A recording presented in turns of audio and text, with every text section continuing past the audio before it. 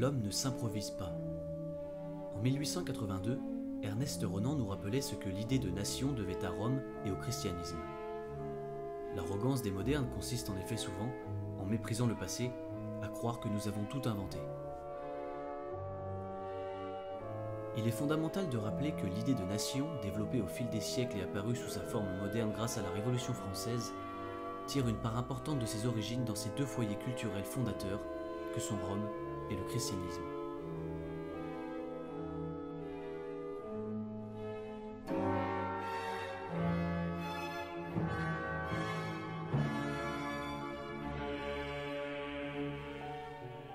Voici ce que nous dit Renan dans Qu'est-ce qu'une nation ? Dans la tribu et les cités antiques, le fait de la race avait, nous le reconnaissons, une importance de premier ordre. La tribu et la cité antique n'étaient qu'une extension de la famille. À Sparte, à Athènes, tous les citoyens étaient parents à des degrés plus ou moins rapprochés. Il en était de même chez les bénis Israël, il en est encore ainsi dans les tribus arabes. D'Athènes, de Sparte, de la tribu israélite, transportons-nous maintenant dans l'Empire romain. La situation est tout autre. Formée d'abord par la violence, puis maintenue par l'intérêt, cette grande agglomération de villes et de provinces absolument différentes porte à l'idée de race le coup le plus grave. Le christianisme, avec son caractère universel et absolu, travaille plus efficacement encore dans le même sens. Il contracte avec l'Empire romain une alliance intime et par l'effet de ces deux incomparables agents d'unification, la raison ethnographique, c'est-à-dire la race, est écartée du gouvernement des choses humaines pour des siècles.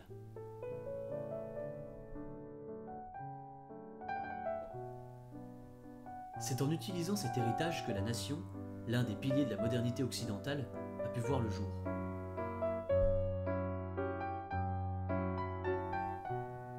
Songeons à la difficulté avec laquelle le concept de nation tente fébrilement de s'imposer dans un Moyen-Orient déchiré par les conflits entre chiites et sunnites, kurdes et arabes, toujours opposés car jamais rassemblés par un sentiment d'appartenance à une même nation.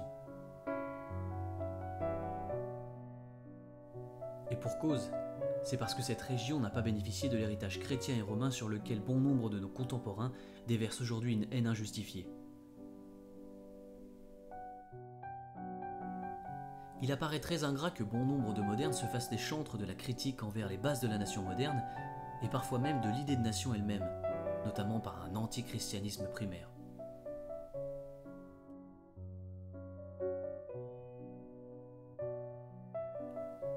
Le but d'une nation est justement de dépasser les divergences entre les différentes communautés afin de maintenir une unité et éviter la guerre civile.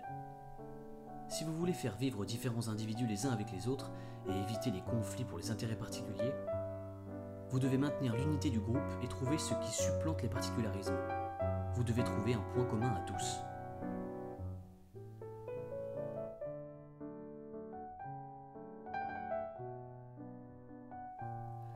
Comme point commun, certains proposent l'humanité elle-même. Notre point commun à tous serait que nous sommes tous des êtres humains.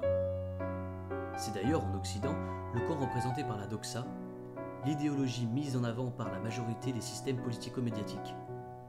Le problème étant que les individus ont besoin de se raccrocher à quelque chose de concret, de s'identifier à une culture, une façon de vivre, une langue pour la pensée, ce que le simple caractère humain ne peut pas apporter.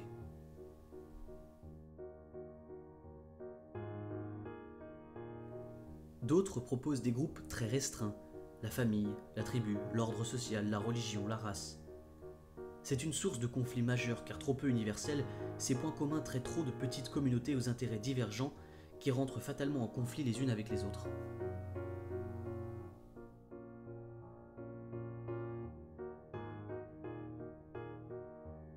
Et puis enfin il y a la nation, sorte d'échelle intermédiaire entre le trop grand et le trop petit, entre l'utopie de l'universalisme planétaire et le communautarisme étroit. Dans une nation, quand le sentiment d'appartenance à un même pays supplante la race, la religion, l'ordre social, le point commun dépasse les intérêts individuels. Bien sûr, nous sommes toujours constitués à la fois d'une part d'universel, notre appartenance à l'espèce humaine, et d'une part de communauté comme la religion ou les origines. Mais ce qui domine étant l'appartenance à une même nation, l'unité est sauvegardée, la guerre de tous contre tous est évitée.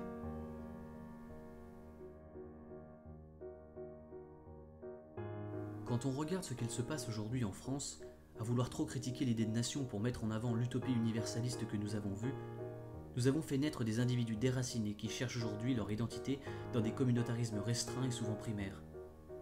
La France connaît maintenant ses quartiers exclusivement musulmans, juifs ou même réservés à certaines classes sociales.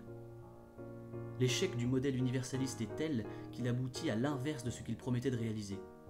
Un renfermement des individus sur eux-mêmes, sur leur communauté et le rejet des autres.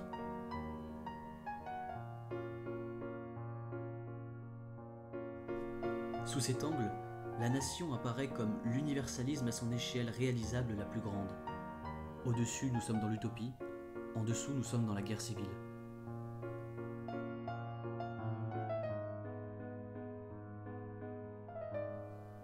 De Rome à l'empire napoléonien, en passant par celui de Charlemagne, aucune notion de race ne fait montre d'une quelconque importance. C'est justement par la nation qu'il est possible de rassembler sans distinction de race. En effet, dans le cadre d'une nation, quelles sont les conditions pour former un peuple ? Avoir des gloires communes dans le passé, une volonté commune dans le présent. Par l'assimilation culturelle, les différences ethniques et raciales sont gommées et l'individu, en intégrant les gloires communes, intègre le peuple. Voilà pourquoi il est essentiel de perpétuer l'assimilation des populations immigrées par l'apprentissage de l'histoire de France, de ses héros, de sa culture qui existe, n'en déplaise à M. Macron, et de sa langue. C'est en tournant le dos à notre histoire et à ce processus d'assimilation que nous voyons se créer un peuple dans le peuple, un État dans l'État, une nation dans la nation. Il est de notre devoir de transmettre cet héritage que nos ancêtres nous ont eux-mêmes transmis, afin de sauvegarder l'union nationale et d'éviter que le communautarisme ne traîne la France dans le sang de la guerre civile. N'oublions pas ces paroles qu'il y a déjà longtemps les Spartiates prononçaient.